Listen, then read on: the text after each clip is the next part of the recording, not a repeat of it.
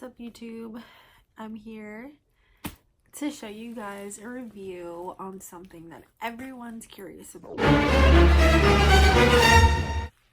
If you're like me and you've seen other videos where people order from China, like Louis Vuitton or designer bags, or a replica of some type of designer bag, this video is basically what that's going to be about.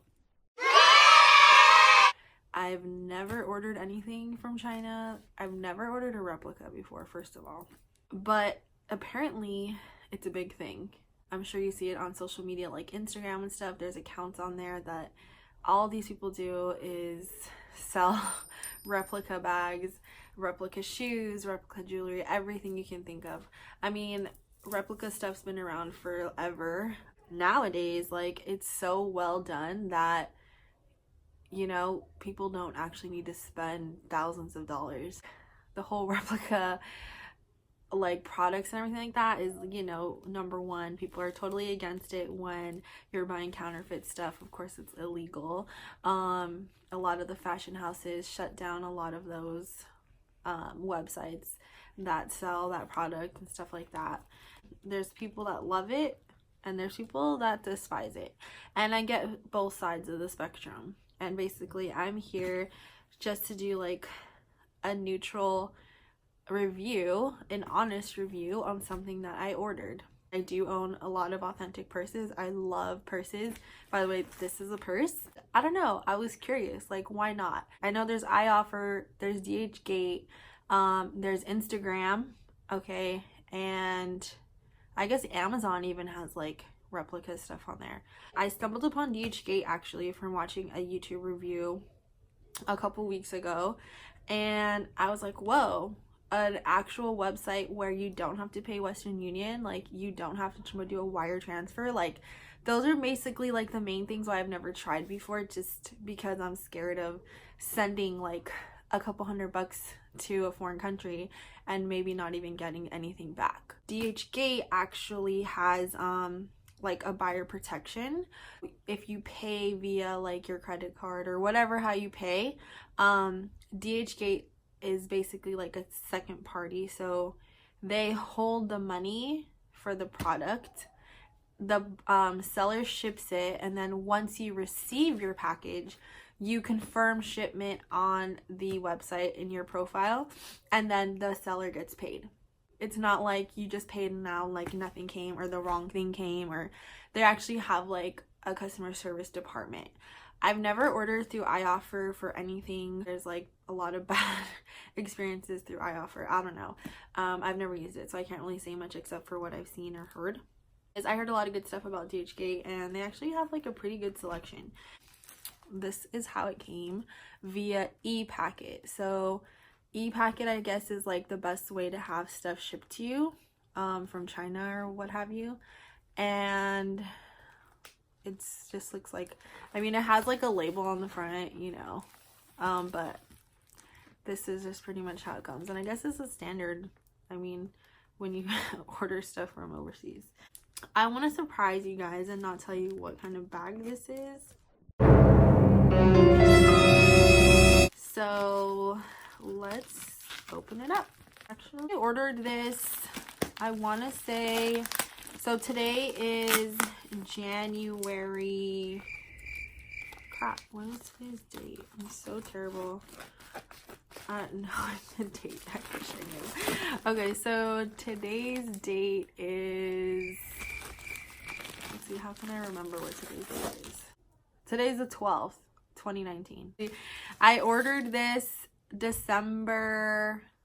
either December 31st, which is New Year's Eve, or either January 1st. This seller had really good reviews on there for the price point, and that's why I wanted to get it. This item cost like $35 and change, and I don't know, it's pretty cheap, you know, for something that's supposed to be something that costs like thousands of dollars. Personally, when I order anything online, I do like to look at reviews. I love to see photos of the product, because obviously $35 is really cheap and you get what you pay for, right? So why not try to find the best of that cheap product? after looking at all the reviews, this is why I chose this seller and based off the photos. So it has bubble wrap. Okay, so it has this really chintzy dust bag, which whatever, you know. And then here's the front. This is like, reminds me of like a bag, shopping bag from like Urban Outfitters. So as you can see, this is the brand it's supposed to be. So Chanel. Honestly, I've never been a Chanel person. Even though I love designer bags, I buy a lot, but I don't know, it's never really interested me that much. But here's the bag. So it's actually really nice. Now, when I ordered it, it said it was gonna be the lambskin bag. Okay, so look.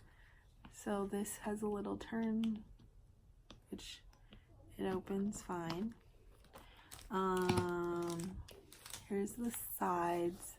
So I mean, it was packaged like, as you saw, like a stuffed pillow kind of thing. So I mean, here's some like creasing and stuff. Here's the back. So at least like the stitching, the diamonds, they line up. Here's the little pocket. Oh, there's something in here. Let's see what it is. Oh, it's the little tag that's hanging from here. But here's the pocket that I guess this bag usually has. And this is like the normal, like small size. I don't know the centimeter of this regular size Chanel. But, okay, so let's open it. Okay, so here's inside. Here's the little gold hardware. So I'm not like a Chanel aficionado, so I really don't know if where the stamping on the hardware is supposed to be. Let's see if you can like, I don't know, see, it's not really focusing, but so basically it says Chanel on this side and Paris on that side. I don't know how it's supposed to be. But I mean, who's really gonna look inside your bag unless you're trying to like go somewhere to like authenticate it or something. So I mean, it feels really nice. It smells like a shoe. It smells like a leather shoe. It doesn't smell like plastic. It smells like a new car. When you buy a new car and you have like a leather interior, it smells like that. That's what it reminds me of. So it doesn't actually stink. It's actually really nice, and it's not too shiny, because I had read that some people got their bags and it was like super like patenty looking, even though apparently I guess there's like a new style. Okay, so there's like something in there that's like kind of dirty. So let's see, let's take the chain out.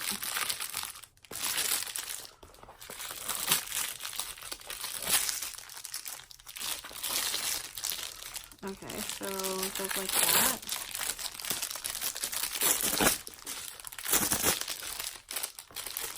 Okay, so let's see, let's take this plastic off. So at least the chains are covered, of course. Oh my gosh. Okay, well, hey, at least it's protected, right? So it's not gonna get jacked up. Alright, not a good thing. Okay, cool. So here's the chain. Honestly, like my light, I have a ring light on. It's actually showing like great shine in this bag. So here's the chain. It has a good weight. Like, I don't know, you could hear it. It feels good. It has a nice, like, you know, it feels sturdy. It doesn't feel like some like cheap metal or what have you that is just gonna like bend or something. It seems to be woven pretty nice, because supposedly I read that like the way Chanel like does the chaining and like the linking and then like the weaving is supposed to be very intricate. I mean, it looks good to me. Again, I'm not a Chanel collector, so I don't know what would be wrong with it. Oh, and then Also, on the top, it says Chanel on these little rings. I had seen that like on some bags. It doesn't say it on these. I don't know what you call these, like a grommet or a rivet. I don't know, but like these ring things I seen like on boy bags, it doesn't say anything. Or like somebody ordered a maxi, not from the seller, but from another one, and it was plain. Again, I don't know if certain models do or don't have it. So anyway, so the chain is nice. So far, so good. $35 well spent, in my opinion. Oh yeah, so then in the zipper, this little piece says Chanel. Okay, so let's see. Sounds good. Sounds sturdy. Doesn't sound cheap. Okay, has a good pocket in here. Now, I know like a Chanel is supposed to have an oxblood colored lining. I don't really know. How do you just say like what's oxblood, you know? Like this might be kind of bright. I've seen some where it's like really deep burgundy inside. But I mean, it doesn't look terrible. It looks more red, but it could be also because I have my ring light on and that's like pure light, so it makes anything look brighter than it actually is. It's supposed to be a more true tone, but looks pretty good. In person, it's deeper than it looks on camera, like a couple shades. It's more, a little bit more burgundy, wine colored, I guess you could say, than it's showing on camera. But yeah, so that's supposed to be there. Okay, now here's the flap.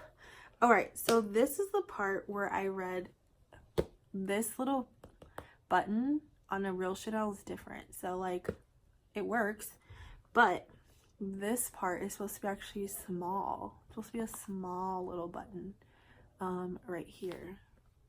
But I don't know, I guess it's like a large one. Which, whatever. Like I said, who's gonna look in my bag?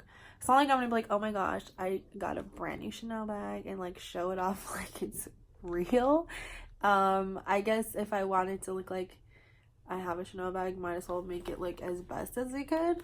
Especially for like $35. So anyways, so that's the situation with the button. I did, like I said, do a lot of investigating or whatever you want to call it to look for the best replica based off pricing.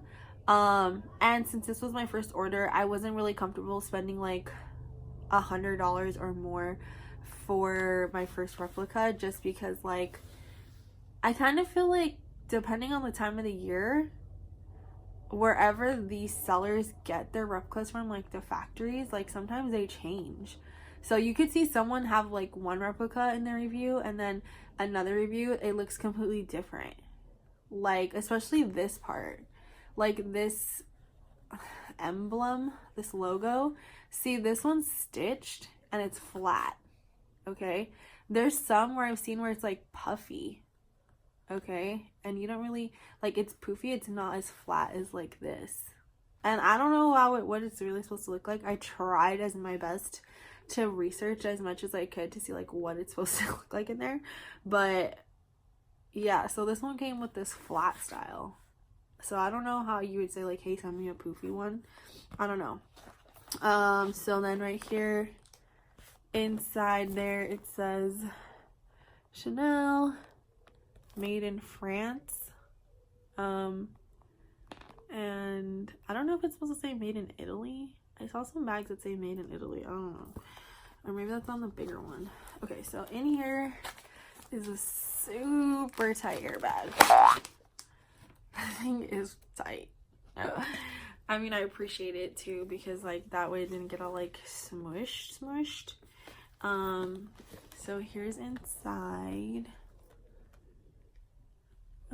It's lined. It's cool. Nothing wrong with the inside at all. Here's a little card, because you know it's real. JK. This is an authenticity card. So yeah, so it has those two pockets like it's supposed to have. This little lipstick thing, the big compartment, and then the smaller pocket that's in the front. So overall, it feels really nice. It doesn't feel like crap. It doesn't feel like plastic. It feels like decent material. I know that some sellers say like, oh, genuine leather. I don't really like feed into that too much to be like, oh my gosh, you said it was genuine leather, I paid you $35, like this is not real. Honestly, I don't care. Like, I mean, it feels nice enough to like appreciate that it was only $35. So overall, like, I'm really happy with this purchase. It's nice for the price point, definitely. I bet you would probably, like, most people think, hey, the more money I spend on a bag, it's gonna be the best like replica ever or whatever, right? And I bet you there's sellers that probably order from the same factory, right? And they're selling you probably the same bag for 3 times the amount. So that's why I made this review, because for 35 bucks and change, I got a really nice replica bag. Like, if I was in public and I saw someone carrying this, I wouldn't know it was fake. Like, that's just my opinion. And that's just because it doesn't look bad, you know? If you work at Chanel or you like collect them, of course, maybe if you stared at someone's bag, like, that is so fake. But honestly, to the blind eye, or even to just someone that loves luxury bags in general, you couldn't tell. Like, and that just goes to show you that this industry, replica industry, or whatever you want to call it, is evolving to ways we probably wouldn't even think. Overall, I would say yes, buy one if you don't want to spend like, how much are these? 3,000, 5,000 bucks? Like, a bag is starting at like $1,500, you know? And it's not even like a huge bag or like Louis Vuitton bags, you know? Those are mostly canvas bags. They barely have leather trim or lining, and they're thousands of dollars. So overall, I'm happy with this bag. Again, you know, here's the sides. It's a cute little bag, so I'm happy with that. Again, here's the dust bag that it came in. I mean, if you're someone that really wants to pull it off that it was a real bag and you're balling, you're not gonna like this dust bag. I mean, it's gonna work to cover the bag, but it's definitely not the Chanel dust bag that it's supposed to have, because those are white. They have a flap, and they have checkered pattern and a picture of like Coco Chanel on the bottom. So if you care about this part of it, you're not gonna like it, but hey, all I care about is the thing I'm actually gonna wear, which is this part. And yeah, so I hope this review was helpful. Message me if you have any questions, and I will be back soon with more videos on more products.